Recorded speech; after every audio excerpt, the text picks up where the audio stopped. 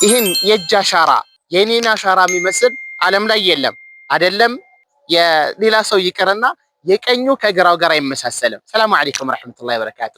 እስኪ ልብ በሉ የአላህ ሱብሓነሁ ወተዓላ ድንቅ ብቃት ድንቅ አፈጣጠር ማለት ነው። አላህ ቁርአን ላይ በላ ቃዲሪነ ዐላ አን ኑሰውየ በናና የሰው ልጅ በስብሰን እንቀራለን ብለው ያስቡ ነበረ። ነገር ግን የሰው ልጅ ሰውነቱ ቢበሰብስም ይህ ያማረው ሰውነቱ ቢፈራረስ እንኳን ነገ የውመል ቂያማ ሲቀሰቅስ በላ ቃዲሪነ ቻዮች ነን አለ አላህ ሱብሓነሁ ወተዓላ። እኔ ቻይ ነኝ አለ አላህ ሱብሓነሁ ወተዓላ። አንሰውየ በናና በፊት የነበረው አሻራችን ሁላ የጣት መተጣጠፊያዎቻችን በአጠቃላይ ወደ ነበሩበት እመልሳለሁኝ አለ።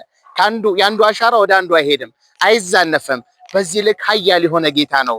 እሱን ትቶ ወደ ሌላ ቦታ መሄድ የውርደቶች ሁሉ የመጨረሻ ውርደት ማለት እሱ ነው።